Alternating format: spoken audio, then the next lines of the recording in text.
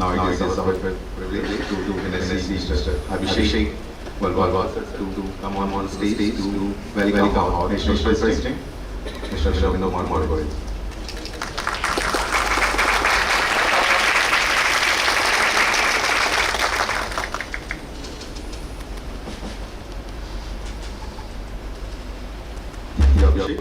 And these are like this is time for us. I request all of you to stand for attention.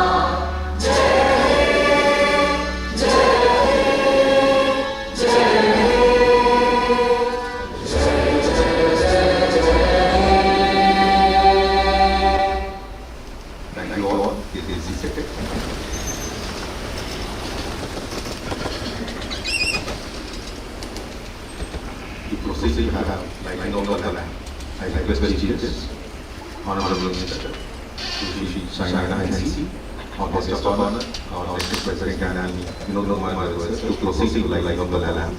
And I also request our Director, National Council, Mr. Kumar sir, and also National President, the National Council Director, Ashish sir, to come on to the stage.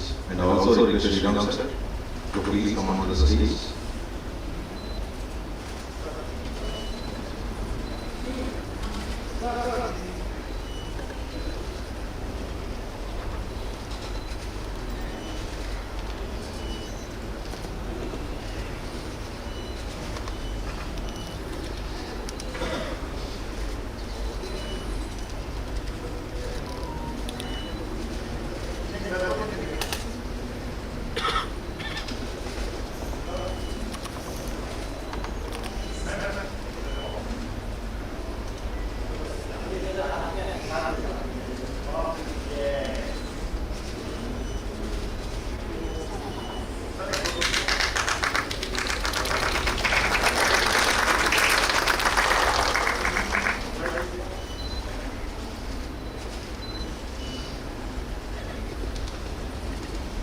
Your Honorable Minister, sir, and I just want to Shri Shaina and the National President and all the directors and Shri for presenting the connection and light of the land. Thank you. Before we proceed to the welcome members, sir, ANMI is the national forum for all our capital markets community, of the broking community, national election members or our members. And we have comprising of around 850 members, which constitutes 90% of the active members of trading exchanges, the National Stock Exchange as well as this. And we have also taken place in various international forums, and also we advocate our issues on the national as well as the local issues, what are relevant in the international domains. And we as ANMI or the co-chair as Mr. Vinod, the director on Industry Standards Forum, which is set up by SAP. So we have a capacity with the regulators and we or the voice of the capital market. This is the brief introduction of our association. We thank you very much for raising our attention on this event. I request now Shri Shaina to please come and welcome. Give the welcome. Thank you.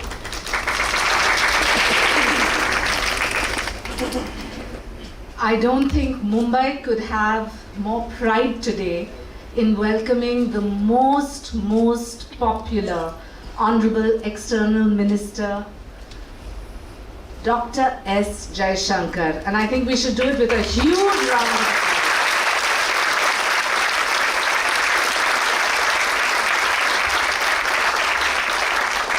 Dr. Jaishankar ji, I want to tell you, as part of Vishesh Sampark, we as a party have been reaching out to different segments of society to speak about our Honorable Prime Minister's vision for a Viksit Bharat.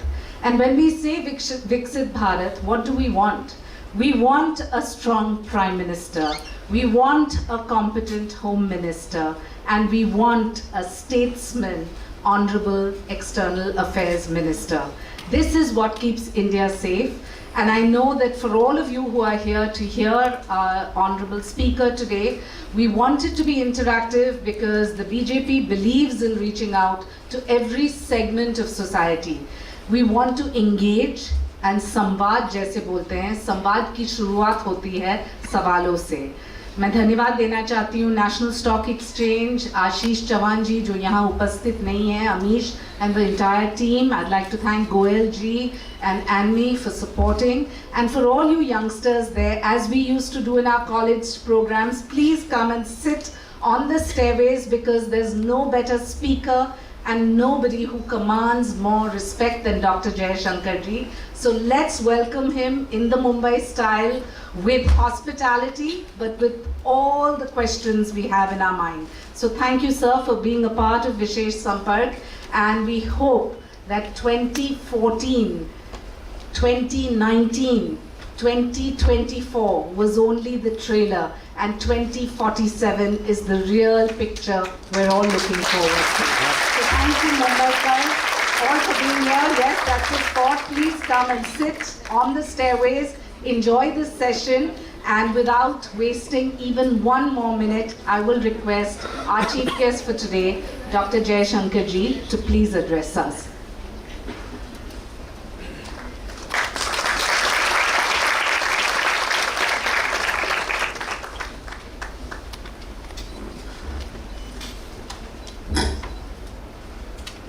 My senior colleague, Shaina ji, Vinod Goyal ji, dear friends.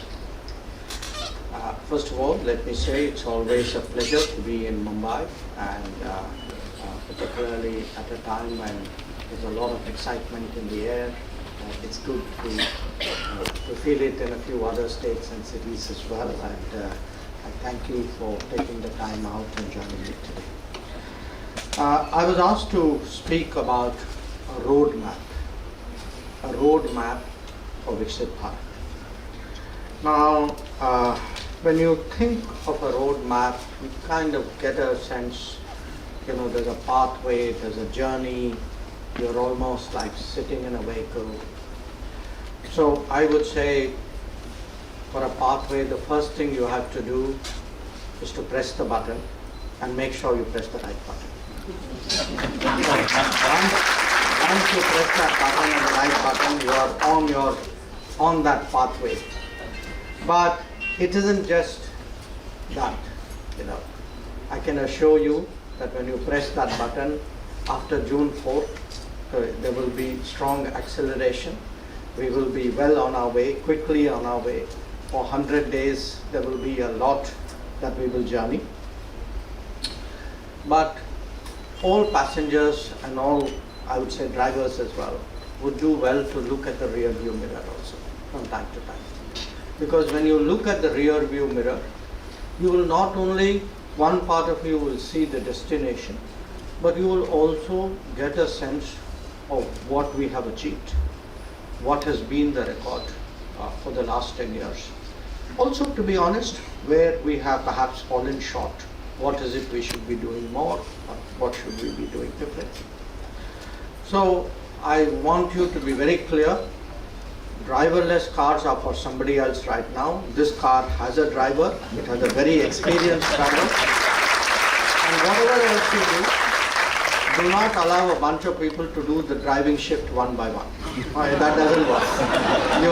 You need a person with a license, with a 10-year record of driving Viksit Bharat. And that is really the pathway on which we should all be traveling.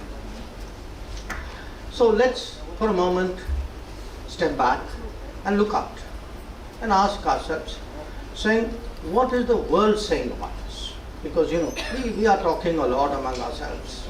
Natural democracies, people talk, Mumbai even more. So the world actually has tried to put this in some kind of numbers sense. That today 3.7, 3.8 trillion dollar economy, next maybe 3-4 years becomes $5 trillion economy. You already are seeing stories in the press saying, you know, how would Japan feel when we overtake them? So it happens with pathway mein you overtake people, you know, ek gaadi hoti hai, dusri gaadi hoti hai, this Germany's turn will come after that. And the general expectation is that the period which we call Amrit Kal, that we will reach that destination, Viksit Bharat.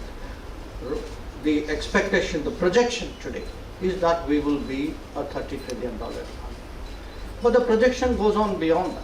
And there's actually, I think many of you would be familiar with it, there's a Goldman Sachs report which actually says that in the 25 years after that, that by the time we reach the 2070s, we will actually be a $52.5 trillion economy, at that time second only to China. And I cannot personally believe that India will ever settle for being second. So I can imagine that Indian desire to overtake will come there also. Surely, we will get our noses ahead at that point of time. Now, this, some years ago, people would have said is a possibility. Today, we think of it as a probability. But it is up to all of us, by pressing the right button, by making sure we support the right policies, by contributing to a lot of the thinking and the debates in our own society about where we should be heading. We have to take what is a possibility, now a probability, and make it an inevitable. That is really what this pathway is about. Now, how do we take Bharat forward? We can have a long debate. I will maybe sum it up in terms of 5 or 6 major dimensions of it. And obviously, I think nobody would dispute it, the basis is economics. That we are today economy back to that 7% growth rate, confident of pushing it into the 8s, and moved up from number 11 a decade ago to number 5. But it's not just the size of the economy, it's also the confidence and the soundness of the economy. That remember, a decade ago we were part of the fragile 5. Today people have much nicer adjectives before that word 5 for us. But it will happen, for this, in this pathway, if we are to become a Viksit Bharat, we really have to grow manufacturing in this country. Without a growth, a robust growth, a sustained growth of manufacturing, we will neither get the employment numbers, nor will we get the technology which we will need. You can't be one of the top countries in the world relying on other people's technology. It doesn't work. And you can't get technology if you don't have a manufacturing base. So part of it is manufacturing, because it's also crucial to employment. That we will never be able to meet the employment challenges if we do not very substantially focus on manufacturing. To do that, we need to keep pushing on infrastructure. That, I've come to this city from time to time. I don't obviously live here, but one advantage is you have reference points from, 6 months ago, 1 year ago, 2 years ago. I can see, there was a period before I became a minister, I used to work in this city, but partly 2 days in a week when I was with, I was living in Delhi and working with Tata Sons at that point here. And you can see today the change, the infrastructure change. And the more you travel around the country, when you look actually at the solid numbers, when you look at the highways, the airports, the trains, the physical kind of indices of what are the progress, it's actually very impressive. That we ourselves don't realize today that we are building 28 kilometers of highway every day, or that we are laying 14 kilometers of railway track every day. Every day, think about it. That we actually build 8 new airports every year. That you can go today to 30th cities and look at the quality of the airports. And if you really want to feel good after that, go to Europe and do the comparison. You actually see today, what is the change. But so we have to focus on manufacturing, have to push infrastructure stronger, clearly have to focus on food and health security, which means we have to be broadly, nobody can be completely self-sufficient, but we have to largely be able to meet our own needs out there, which means, again, a big investment in agriculture production, in food processing, in health, the entire chain of health. And I come to, in a sense, what is the overarching concept, which is Make in India. Because if we do not make in India, we've heard a lot of talk after 1992 about why globalizing is good. I agree, globalizing is good. But globalizing does not mean that I give other countries level playing field or even advantageous playing field in my home with their subsidies and their manipulated factors of production. But if we do not start, when we stand up for Indian business, we stand up for Indian working class, we stand up for Indian labor, we stand up for Indian trade. And today it's important, if necessary, we go against, you can say, conventional wisdom. And that is really what we have done in the last 10 years, which is we've had the courage to chart our own way, not listening to a lot of unsolicited advice about what is good for us, but really having a sense on the ground. Having a sense on the ground why it is necessary for this country to actually make more and more of its requirements. Now you will hear people tell you it won't be competitive. Perhaps not in the initial stages. But if you follow that logic, it will never be competitive, because once you have fallen behind, we will never catch up unless you have somebody like Narendra Modi who says, I will do what it takes to pull our economy up to a point where we will be competitive. And once you start making that effort, actually it's much more successful than you would think. Now, I would say in different ways today, you can actually see and look at our export numbers.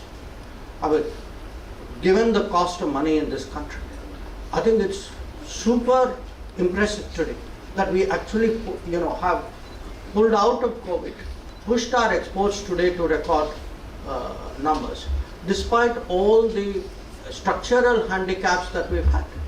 And again, a lot of it reflects the progress of the last decade, the better infrastructure, the easier to do business, the less bureaucratic way by which, if one goes to a port and look at really today the turnaround times in a port, you can see the difference. So my first point is economics. The second is good governance. No brainer. Okay. You need a government which works faster, better, which combats corruption. And here, in a way, we have found a silver bullet. That silver bullet is digitization. That the impact that digital tools and digital platforms have made on the quality of governance, I cannot even tell you. Today I had a briefing at this very venue. Now, I was looking in a way at what digital has done to what is a very old business. But there is no domain in the world and no domain in our life today where we are not feeling that impact of digital. It comes with its risks, which is why you have a cyber unit, which is why we in the government have a cyber unit. But along with the risks, the more we embrace digitization, and there, if I were to pick one big governance change which Prime Minister Modi has personally instilled in this country, it is actually this embrace of digital mechanisms and digital instruments really to improve governance. And what it has done in a way is it's actually prevented leakage on a massive scale. That when you look, and I'll briefly touch on that, you look today at the scale of public goods being delivered. You know, the rations, the health, the houses, the water, the gas cylinders. They are being targeted. They're not being siphoned out. You don't have ghost accounts, fuzzy names out there. You don't have them because of the modernization, the digitalization of really what we're doing. And in many ways, I'm personally proud that my ministry led the way by first reforming the passport, the entire passport issue system. I mean, many of you would remember the old days of the paper applications and the touts outside the office and the getting testimonials from other people and ringing up people, in order to, so that they know somebody who will then fast track your passport. I'm not even talking of the payments that you would have made. Now, look today. I mean, judge it by your individual experience. And it's a very, to me it was always a sort of a source of bafflement, till you actually discovered that there were those vested interests. There were those vested interests which fought, the efficiencies which we introduced in governance. And when we look at the country today, I mean, mine was a minuscule activity. I mean, I totally, today in the foreign ministry, we issued maybe 13, 14 million passports a year. I compare, I'm proud of that. But imagine when you're doing 815 ration recipients. Imagine if I had a vested interest in passports, how much vested interest there must have been in Russia. How much there would be in various kinds of employment schemes. How much there would be in allocation of houses. So the reform of the governance, better governance, defeating the vested interest, preventing the leakage, these are fundamentals, because these are legacy issues. We need to clean up, like you would clean up any financial institutions in a way. We need, frankly, to clean up our act. We need to clean up our act, and that is really in many ways what Narendra Modi has managed to do in the last 10 years. Now, when we speak about growth, obviously, growth cannot be for some and have people who are visibly left behind. This is common sense. I think if you look wherever there has been steady, sustainable progress, the size of the middle class has increased. You have to, go the extra mile for those who have been disadvantaged historically, or who are find themselves in circumstances where they need much more from the state and the government. And here I would just make 2 points for your consideration. One, the scale of our achievement. I mean, today we say we are preparing the ground for Viksit Bharat. Part of the reason is, in the last 10 years, according to Niti Aayog, 250 million people have come out of poverty, and that is actually the largest growth that we have seen in that category in our entire history. The second, when you look at the scale of our delivery, we took programs, some programs never existed, some did. But what was there in the thousands or the tens of thousands of the lakhs today has become in the crores and the tens of crores. And if you just look at the scale of actually what we deliver to our people, I can tell you, when I go abroad and talk about this, because there's a lot of interest in the world on this subject, they just marvel at those numbers. I mean, it's the way I marveled at the number of transactions you guys actually do out here. Now, these are sizes of multiple countries, sometimes continents. I mean, I sometimes joke with people. Imagine if somebody told me in 2014 that we are electing a prime minister who in his tenure will develop the capacity to feed all of Europe and America, who enough houses to house all of Japan and Germany, who will change the kitchens from firewood to gas cylinders of all of France and Germany, who would actually have provide more pipe water connections than exist in all of Latin America. I think you would have said such a person, doesn't he? He does. His name is Narendra Modi. Because that is actually, if you look at the scale of actually what our delivery has been. So this good governance, economic growth, good governance, inclusive India, Samaveshi Bharat, they go together as a package. You cannot, if you are to sustain it, you are to go down this pathway. You can't have one and not have the other. So we move to the next part, which is to sustain it, of course, we need people. You know, life is about the quality of human resources.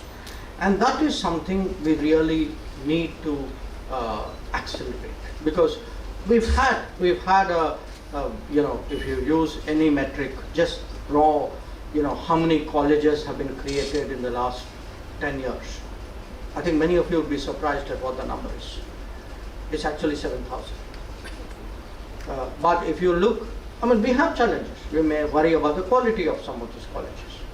Or we look at the top end, you know, how many more AIMS, how many more IIMs, how many more IITs, how many more triple ITs. There is, in this country, you can never have enough, because actually our baseline was so low that, you know, I mean, it was interesting. When I finished school, I sat for the IIT exam. I even, after my first degree, briefly joined an IIT. By the time I reached the end of my career, or I would say middle, maybe 2/3 of my career, the number of IITs actually hadn't changed in this country. Now, if you look in the last 10 years, both at the base level and at the premier level, you actually had a huge increase, not just of education, also the idea that we need to skill people and make them relevant to the workplace. And that will only happen when we take manufacturing seriously, because you will never skill people for manufacturing if you don't take manufacturing as a proposition to begin with. So I draw a connection here between your economic choices and your educational decisions, and your educational decisions and your skill capabilities. So these are actually different facets of how Viksit Bharat we can run. And not just that, along with that, we have today to prepare for the global workplace. It's a paradox that the countries most developed, maybe it's not, it's a logic of a kind. The countries most developed are the ones which actually today face the greatest demographic challenge. And the demographic, you know, shift is so radical. You know, people speak saying game changer in the next 10 years is going to be AI. I agree. But I think there's a second game changer which people don't recognize, and that is actually demographics. Because you're not going to see that line. You're going to see countries fall off the cliff. You're going to see massive declines, very, very sharp decline in the working population of many countries. And that interest is already today very visible in the manner in which the world engages us. Some of you would have read this news story 4 days ago, that suddenly the number of Indian students in Germany have exceeded the number of Chinese students. Why do you think it happened? Or if you follow the Semiconductor Industry Association in the US, look at it today in India. And interest today in actually working with Indian companies. So I put two propositions to you to think about when it comes to Viksit Bharat. One, a global workplace where mobility of Indians will become very important, which also means this ability, I mean, what we call Modi's guarantee abroad. This guarantee that we will secure Indian citizens wherever they are is more important. But also you will see a new phenomenon. I spoke about made in India. We will see the phenomenon of work from India. Work from India actually for the rest of the world. This is going to happen. And it's not going to happen at the end of the decade. It's going to happen actually in the next few years. And finally, I make this point that you can have the economics, you can have the social policies, you can have the technology skills, you can have good governance. But every nation, if it is to actually move up the chain, must have the self-confidence. That self-confidence, it will have different expressions. You know, the right to defend yourself, the right to pursue your interest, the ability to stand up to pressure. It'll, you know, I can give you the thinking. I would say, to me, actually, that self-confidence is also, a lot of it is thinking through your own. Many of us in the policy world, maybe even in other words, we tend to get pressurized by what we read, people to whom we have historically deferred, that, you know, if they say this, then maybe we should be listening to it. You know, am I really doing the right thing, because it's not what is the advice which others are giving. So how do you actually develop that confidence and that capability to back your judgment? And it doesn't come easy. You know, somebody has to lead. Somebody has to have those big judgments which we subscribe to, and by trial and error we validate actually in our own, in our own experience. And if you look at some of these recent, experiences we've had, we went through COVID. Okay, COVID was, we had public health judgments. Do we import vaccines? Do we make our own vaccines? Can we afford to import vaccines? Do we then limit vaccination to a few, or do we make our own? Do we do it on such a mass scale so that we actually do universal vaccination in this country? Or, for me at that time, the economic decisions, do all the effort that we had made in tightening the fiscal deficit from 2014 till 2022, till 2020, do we blow the bank in response to the COVID? I think we had a Prime Minister who had the courage to say he would not do it. That we would find other ways by which we would respond. We would give actually direct support to people who are most vulnerable, but he was not going to let all the hard work after 2014 actually be destroyed by the COVID. Now, many countries didn't make that choice. That if you look today at a very big part of the explanation for the global economic slowdown, it is actually the manner in which a lot of economies, especially developed economies, responded to the COVID. So it could be in national security that, when we had in May of 2020, we had the Chinese actually in violation of agreements move a lot of forces to the border. Remember, we were in the middle of a lockdown. I mean, you could not move out of your house to the next street. And yet we moved tens of thousands of troops with supporting weapons. We moved more troops to the China border than we have actually ever done, including during wartime. And we were able to do that because we took that call, that the only way to respond to them is to counter deploy and to push back. So, or, I'm in a city which has been the biggest victim of terrorism in this country. So we have to take that call. I mean, it's a self-confidence call. Do you continuously put up with it because that guy threatens you with nuclear weapons and the rest of the world says, no, Pakistan will be like this and it's your karma to put up with it? How long will you put up with it? Or do you say, no, I'm not going to put up with it, I will handle the rest of the world, but I will make sure that he pays a cost every time he does. And that is the only way by which we have actually guaranteed in the last 10 years. That is, how do you make this city terror-free? I mean, this city has seen more terror out of Pakistan than any other city in this country. So because it's a financial center, it's a natural magnet for their terrorists. So how do we ensure? So it is a judgment call. It's a judgment call which you get out of self-confidence. So let me therefore sum it up. I mean, to me, a Viksit Bharat pathway is economic, it is technology driven. Because there are a lot of sunrise industries which are coming, semiconductors, chips, electric vehicles, drones, space. We cannot not be part of it. So it is economic, it is technology, it is inclusiveness, it is good governance, it is the courage to, it is human resources, it is the courage to take the right decision, the confidence to take the right decisions. And finally, I would say in many ways, it is also culture and civilization. Because a people who do not know where they came from will not know where they're going. So when you look at that pathway, it is important to remember our roots, to remember our beliefs, to take pride in what we are, because only then we can actually take pride in what we do. So once again, really thank you very much for your attention.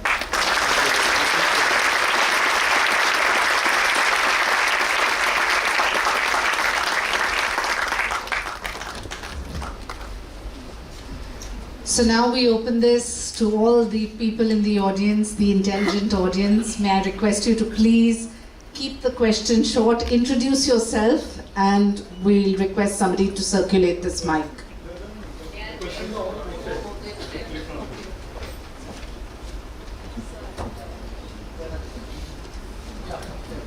Would you like me to, okay.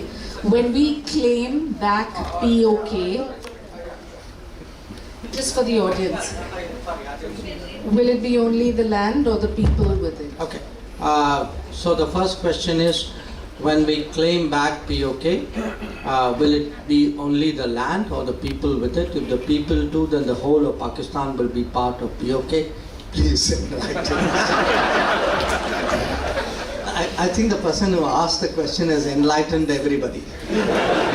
So, look, you know, to me it's very interesting. Till Article 370 was abrogated and settled, actually I didn't even see much of a POK debate in this country. There was a time in the 1990s when it was a big issue, and there was actually a parliament resolution that, you know, all the parties agreed. But then again it kind of went into a kind of dormancy out there. So I would say today the fact that there is much sharper awareness, even in public opinion, about POK is something which is very welcome. And you know, for us, the initial goal was first to deal with the 370 issue. The country has already seen after 5 years how much of a difference there is today in the ground situation in Jammu and Kashmir as a result today of it being fully integrated with this country. So that part is integrated. There is the other part. So watch part 2 of the series. Sir, I would like to interrupt you, sir. I am Mohit Agarwal, extremely grateful to BJP, to Modi ji and to you for Operation Kaveri. Question. For Operation Kaveri. I was the first Indian to get back home and land back from Sudan. It's all thanks to you. This is such a line that I owe to you and to Modi ji. I'm extremely grateful. And I wish I could do something for this country now. Thank you very much, sir. You can. Just make sure everybody presses the right button. Yes, sir. I had actually given up hopes to come back home. No, but look, I will. Let me respond to this. So I treat it as a question. You know, today about 17, 18 million Indians, almost 2 crore, you can say. India, that is people with Indian passports. I'm not even talking of people who have other passports of Indian origin. They live and work outside India. And we are actually seeing a lot of professions globalized today. You know, once that awareness comes, I got that awareness actually during COVID, when we were organizing this Vande Bharat flights. Till COVID started, we actually didn't even have a very good idea how many people lived abroad in which countries. It came really as an awakening to us.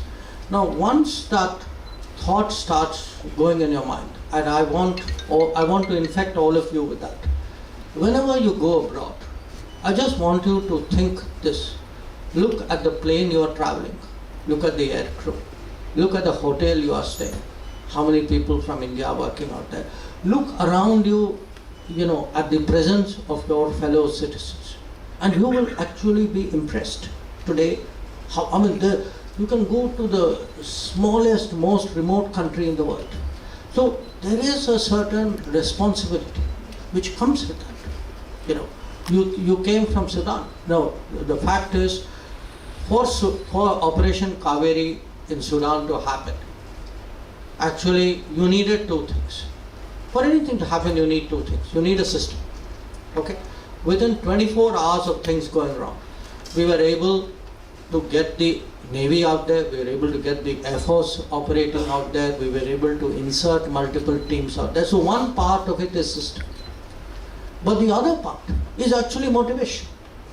Because I can tell you, in two operations, people took extreme personal risks to do the job. In the case of Sudan, one of our aircraft actually did a very hazardous landing, a very, very dangerous landing, in order to pick people out. And in the case of Ukraine, there were actually people who went to the zones of fighting to pull people out. So when we say Viksit Bharat, it's not just the landscape we are talking. We are talking about charged up people. We are talking about people who are willing to do things for their country, who are willing to, really push themselves. Because there is a feeling today that, look, people expect us that this is a different India, it is Modi's India, so we will do what we have to do to complete the job. So let me now from that come back to this question, which is India's strict capital controls. Is there a roadmap to ease those controls and attract more foreign capital? Well, I definitely would say, this is really not, in a sense, my bread and butter, but I would say this, that I expect post-election a surge in investments both at home and abroad. I am actually personally familiar in many cases with people who are just waiting it out. They've kind of mentally made up their mind. I think with their own boards or their own partners, they want to formalize it before they take the call. But we will have again to chart out our own pathway. I'm seeing a certain internationalization. Look, our trade settlements in our own currency is increasing. So we will have to go step by step, but it will have to suit our circumstances. Because remember, at the end of the day, we are still below $3,000 per capita. So in total aggregate terms, we are very strong. But so let's not get too carried away. I would say I would really insert a degree of caution in our thinking. Next one, what do you think that we can beat China in, how do you beat China in production? We have a license Raj in states. There is a lot of harassment by so-called RTI activists. Someone has had a hard time, I think. But look, I put it this way. I truly believe we can, we should, and we must compete with China. I think this idea that they have become such a giant in manufacturing and therefore our fate is that we should only be importing from them. It's a problem. Now, I'm not impervious to the business compulsions of this country. I've lived a lot of my life in a kind of a business environment. I briefly had a corporate incarnation. I understand the compulsions of business, but I would still say it is in our interest today to grow our own business. I think we should not be hostage to supply chains, particularly from a neighbor with whom there are structural problems in a way. Now, in some ways, global developments are actually going to be the answer, because there will be many domains today in India where the supply chains, the more we get integrated into supply chains, and there are going to be more secure supply chains. A lot of countries in the world, especially the United States, today is becoming very, very touchy about the nature of the supply chains. So they are looking to build new supply chains, and if we find ways and to which we need to shape up, we need to have the right policies. And the example here is actually semiconductors. That if you look at the COVID and the post-COVID, our auto production in this country slowed down because of lack of chips. Now, how long are we going to remain dependent on other people for the supply of chips? Now, there are people who argue we should not be investing in semiconductors, that it's a big subsidy, that we should use that money elsewhere. But if we do not have an autonomous semiconductor production or chips production, it's not just semiconductors. There are a whole lot of other industries which are actually linked to it. You will then be waiting in the queue of other people's chip production to see when your turn comes out there. And secondly, you will be permanently technologically backward. So I do believe that we have to work at both levels. At a kind of a baseline level, there are a whole lot of industries where we need to push it. But there are these sunrise sectors, as I say. Here we don't, we have not sort of fallen behind, because there is a sort of a wave of investments in these sectors, and they are very HR intensive. We should use, the talent, human talent is actually today our biggest card, which we have inadequately deployed, and we need really to push that. So I'll ask the question only because I'm going to request the person to stand. India-US relationship is volatile at best and bullying at worst. What will it take to stabilize it to reach an even keel? Sanjay ji, Sanjay Kulshrestha.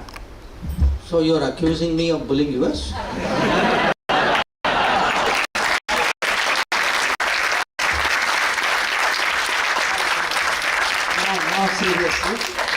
More seriously. Look, I think it's a relationship which is still kind of growing, evolving. It will have its friction points, it will have its bumps, and there's a very practical reason for it. Because, the United States, given its history, given its dominance, is used to a certain way of dealing with other countries. Okay. Given our history and our sensitivities, it's not something which we can, their old way, I would say, in a way. Because see, remember, we have never been part of an alliance structure. What happens is, in an alliance structure, there is a certain way, there's a certain hierarchy, and there's a way by which decisions are made and debates are conducted. So for both of us, it is actually in different ways a new ground that we have entered. But my own experience in Quad has been that actually they have adjusted a lot. They accept in many ways, look, I had this big debate with them even on buying Russian oil. Okay. The first reaction was very negative. But when you actually sat and reasoned with them, and the good thing about the United States is, because it's a global, it's truly a global power, they have a very considered view of a particular problem. So when we put it to them, saying, imagine if Russian oil doesn't get picked up, what would happen? The overall global oil markets would tighten. Everybody will take a hit. So we actually are easing up market conditions for you, because that market needs to find a way of that oil supply needs to find a way of coming into the market.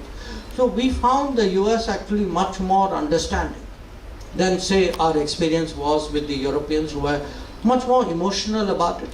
And perhaps, they were much closer in a way to the zone of conflict as well.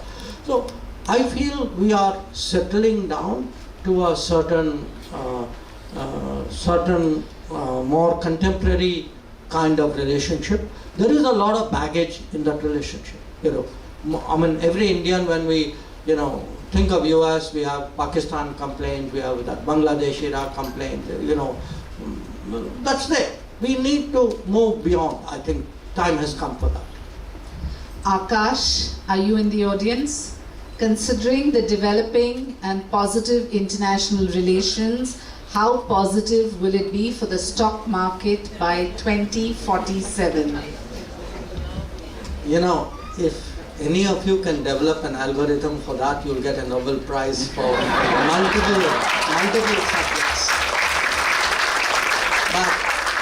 But I can only tell you this, that usually, a lot of us in the government, we have hesitation of getting into the markets. But other members of my family tell me that pretty much a lot of what my parents or my grandparents handed over to them have done very well in the last 10 years. So if they've done well in the last 10 years, imagine what awaits you in the 25. Tejas Shah, in your book, you have highlighted the internal risks emerging from the borderless politics. Do you sense that it is playing a pivotal role in this election? I don't think it's playing a pivotal role, but I'm very conscious that there's a sustained campaign by some sections to kind of, I don't want to say undermine because it's not in the capability to do this, but definitely to influence the election. That by kind of questioning the ethos, questioning the system, questioning the election commission, the voting mechanism, so they take all the variables of what is an election and then start going after it one by one. In fact, I told people they even attack the weather. So I don't think it's an accident. If you look at where that kind of drumbeat of criticism is coming, it's done by people who clearly are politically partial, they have an agenda, they have friends, they have a vichardhara, they have an ideology. And many of them are very openly uncomfortable or critical of the government, and which is why they are doing it. But I believe our systems are robust enough.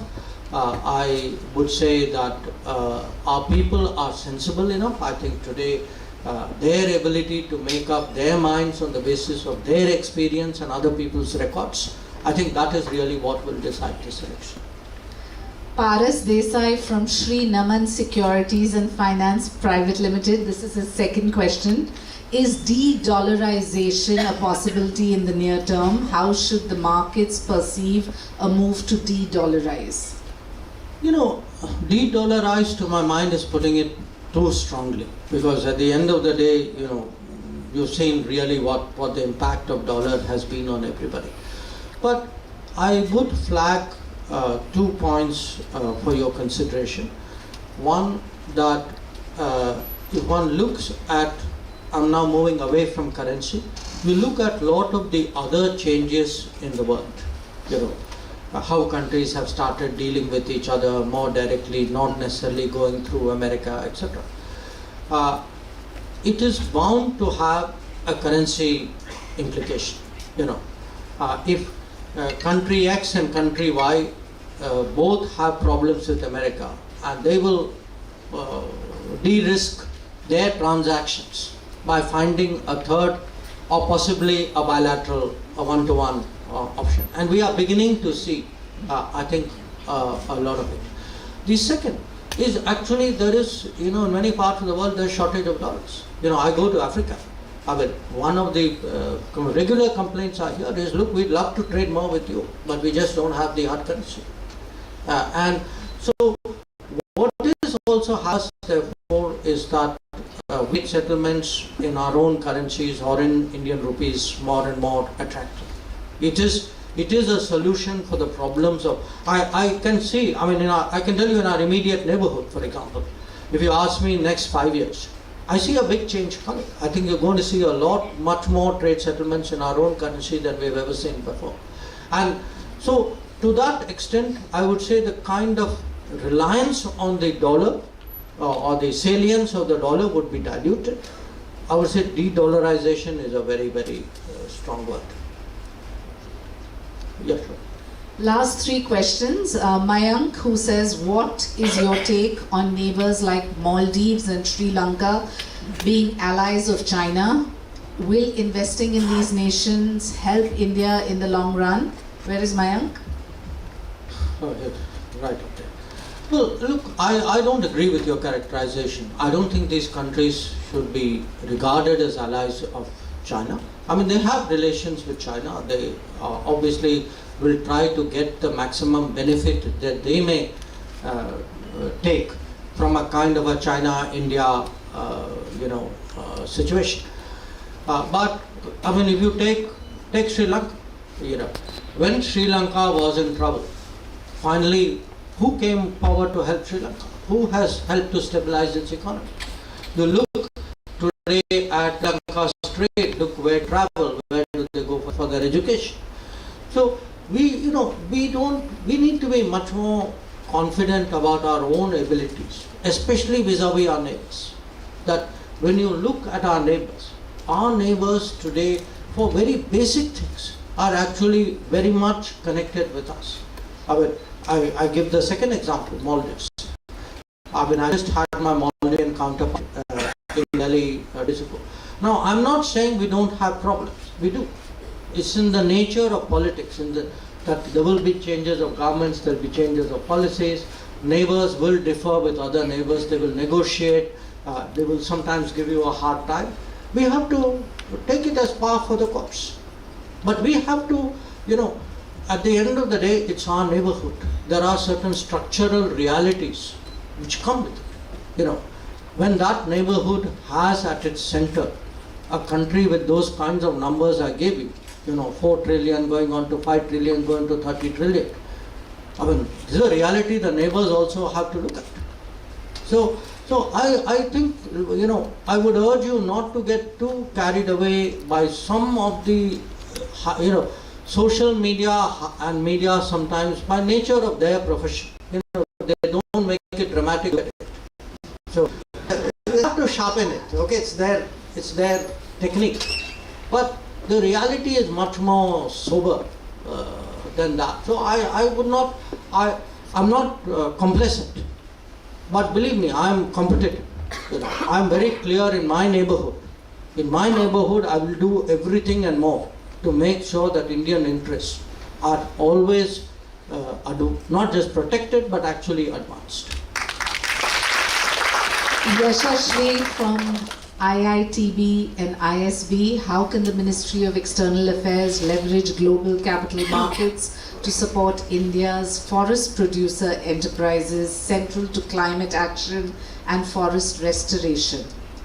Look, it's too specific in a way, but I can only say this to you, that if you look again at the last decade, yes, we've actually, first of all, there's been a transformation in our approach to climate change. Today, India, we push the International Solar Alliance. We are today, pushing the disaster resilient infrastructure. Prime Minister Modi introduced an idea which looked like a science fiction fantasy, but now is actually a business proposition, which people are working on, which is the idea of building solar grids across countries so that you catch the sun for longer periods. The whole idea, the LED programs that we've had, the energy efficiency, one of the big promises we have made in this election, which is Muft Bijli, the whole, that we can massively do solar rooftop in this country. It will actually decentralize, it would make it greener, its employment consequences would be huge, its business consequences would be enormous. So the and in this, the growth, I would say regrowth of forests and also biodiversity, because the two go hand in hand. I think these are actually concerns. One part of Viksit Bharat is also a greener and cleaner Bharat, a Bharat with more forest cover, a Bharat with more biodiversity, a Bharat which is less carbonized than it is today. So those are very much the priorities. But again, we'll have to pace it out. We should not end up I mean, we are actually seeing countries which were, I would call, anti-coal fundamentalists. But when their time came, many of these countries in Europe had no hesitation in restarting the fossil fuel plants because the geopolitics of their day demanded it. So we should be a bit, we should be quite considered about charting our way forward in this. The last question for today, Amit Dubey. Is it easy for autocratic nations to destabilize democratic process with the help of social media as they have full control over their own population? Where is Amit Dubey? Well, I think if you look at the use of social media as a political tool, it's not just autocratic states. I mean, I see very strong ideological lobbies even in democratic states which are busy doing a lot of that. So, yes, autocratic states can, fashion it on a more 24/7 basis as a kind of a instrument of influence or of stability, instability, whatever it is. I accept that point. But here again, my own sense is, in certain cases, if we need to spread that awareness. But please keep in mind, in many ways, we saw a lot of these challenges coming. There is a debate today in the world, in the US, for example, about TikTok. We blocked TikTok 4 years ago. We are very, we have, in the last, from 2020, I think we blocked about 500 odd games and apps. Partly because we see it as agenda driven, but partly because they're actually massively harvesting our data. And this is again an issue. I mean, it's not a direct answer to your question, but we need to be much more conscious and aware of the value of our data. That is, this data about data being the new oil is actually an understatement. It is, to me, the new gold. So I would say, it's important that we consider different implications. We can't take anything in the digital domain anymore at face value. Thank you so much, Dr. S. Jaishankar ji. I think Mumbai would love to give you a standing ovation because of your humility and the time you have given our city and to the nation.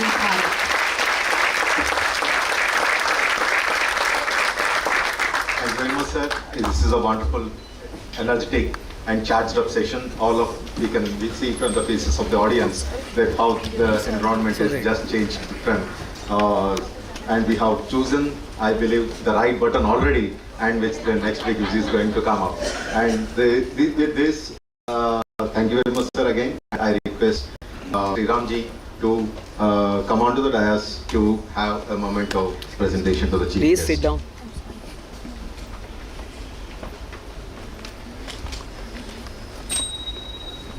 Excuse. So this is a tradition of our National Stock Exchange, who is partnering this event with us, and this is Shri Ram who is going to present. Thank you very much.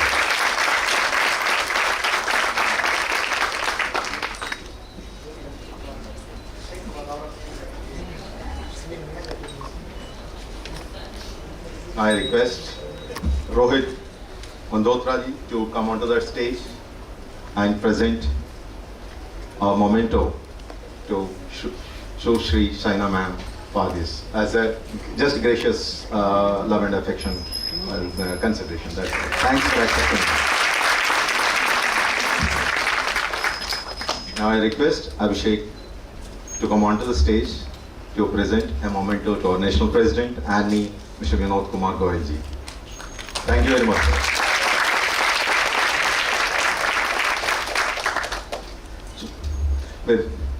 With this, I request National President to give concluding remarks. Thank you very much, sir.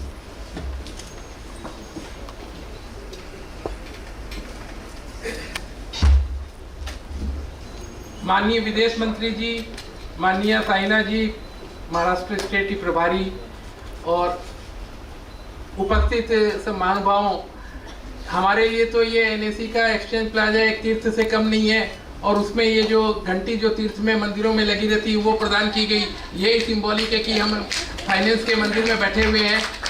और जो sir ने कहा कि हमने walking against the conventional wisdom, तो मुझे एक movie याद आ रही है यहाँ बम्बई की, जिसका नाम था अमर अकबर एंथोनी। उसका टाइटल सॉन्ग था अनहोनी को कर दे होनी और होनी को कर दे अनहोनी, जब मिल जाए तीनों अमर अकबर एंथोनी। सर, आपने जिस हिसाब से ये G20 का रेजोल्यूशन पास करवाया, जिस हिसाब से अभिनंदन को पाकिस्तान से वापस लाया, और जिस हिसाब ये हुआ अनहोनी को आपने होनी किया, और एक होनी थी कि जब यूक्रेन वार में रसिया पर सैंक्शन लगा तेल एक्सपोर्ट करने के लिए, तो हमें वो होना था हमारे लिए भी, उसको आपने अनहोनी किया, क्रूड मंगवाया डिस्काउंट पर, और वो भी रूपी ट्रेड में। सर, यही प्रशंसनीय है और यही हमारा ये है। और सर हमारी सरकार का जो एक मंत्र है कि सबका साथ, सबका विकास, सबका प्रयास, तो मैं हमारे एनमी के 800 सदस्यों की तरफ से आश्वासन देता हूं कि हमारा ये हमेशा प्रयास रहेगा कि जो भी सरकार एक्शन ले उसमें हमारा सफल और सकारात्मक योगदान रहेगा।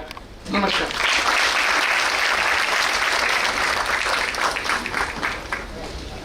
Thank you to a wonderful audience on a weekday. Please have lunch with us.